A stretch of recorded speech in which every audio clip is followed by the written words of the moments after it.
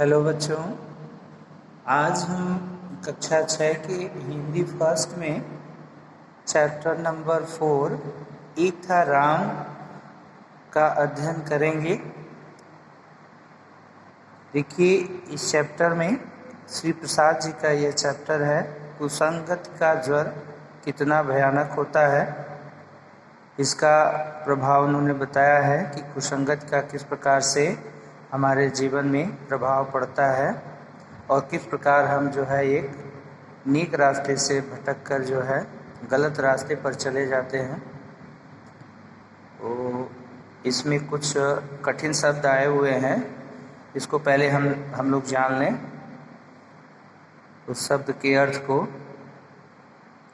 21 शब्द आया हुआ है, इसमें कार्यवाही, काम के नियम व कानून को देखना, और दूसरा शब्द है सोहबत।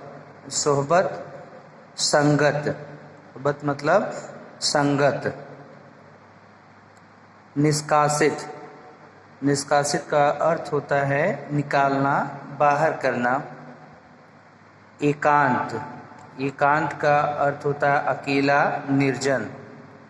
श्रेणी, श्रेणी कतार, श्रृंखला, पंक्ति। पश्चाताप, पश्चाताप का अर्थ होता है दुख। कि हम लेखक परिचय जान लें लेखक के बारे में। सुप्रसिद्ध बाल साहित्यकार डॉक्टर श्री प्रसाद का जन्म 5 जनवरी सन 1932 को आगरा के पराना गांव में हुआ था। उनके 22 बाल काव्य संग्रह, 19 बाल कहानी संग्रह, 6 बाल उपन्यास और कई नाटक प्रकाशित हुए हैं।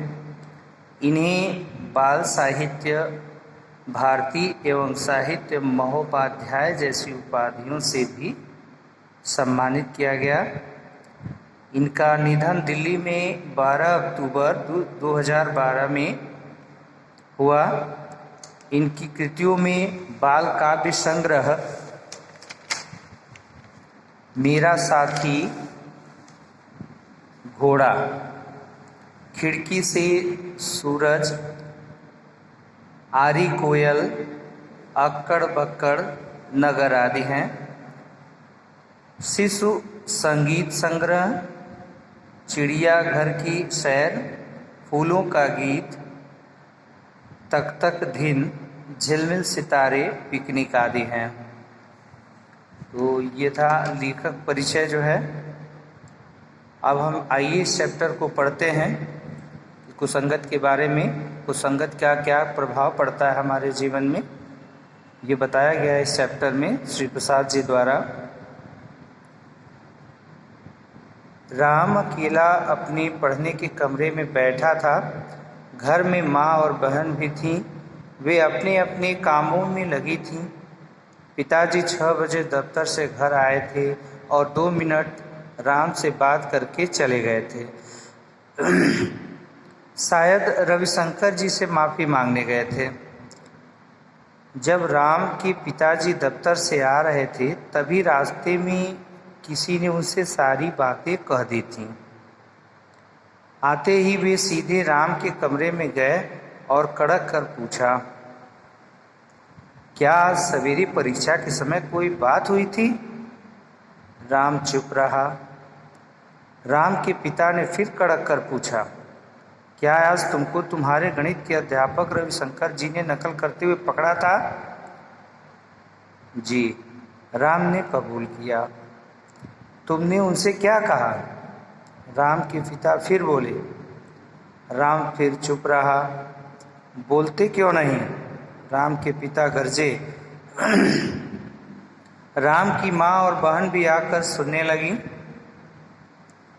क्या तुमने अपने अध्यापक से यह कहा कि आपकी हिम्मत कैसे हुई मुझे नकल करते हुए पकड़ने की?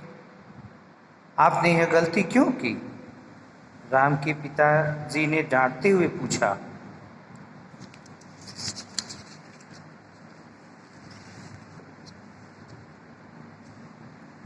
राम गलती तो कर ही चुका था, गणित उसका कमज़ोर विषय है, इसलिए कुछ लड़कों के बहकावे में आकर वह भी एक चीट तैयार करके ले गया था और उससे नकल कर रहा था। देखिए, बहकावे मतलब भुलावे में आ जाना, यानी कुछ बच्चों की संगत में पढ़कर राम भी बहक गया था और वह कुछ चिट तैयार करके ले गया था जिसमें से वह नकल कर रहा था। तभी गणित के अध्यापक ने उसे पकड़ा और उसके मुंह से एकाएक निकल पड़ा, आपकी हिम्मत कैसे हुई मुझे नकल करते हुए पकड़ने की? आपने यह गलती कैसे की? इसका फल अच्छा नहीं होगा। अर्थात वह कुसंगत में पढ़ करके अपने शिक्षक को धमकाने लगा। रविशंकर जी राम के पिता को अच्छी तरह जानते हैं। राम ने नकल भी कोई खास नहीं की थी, इसलिए उन्होंने चुपके से चिट छीन ली और मसल कर फेंक दी। फिर वहाँ से हट गए, कहा कुछ भी नहीं। नकल में पकड़े जाने पर कार्यवाही होती है। छात्र से फॉर्म भरवाया जाता है जिसमें वह नकल की बात लिखता है। इस कार्यवाही से छात्र का 1 साल तो बर्बाद होता ही है। रविशंकर जी ने शायद यह सोचकर कोई कार्यवाही नहीं की कि राम का 1 साल बर्बाद हो जाएगा और वह आगे पढ़ भी न सकेगा। जैसा कि शिक्षक को जो है अपने शिष्य के भविष्य की हमेशा चिंता रहती है,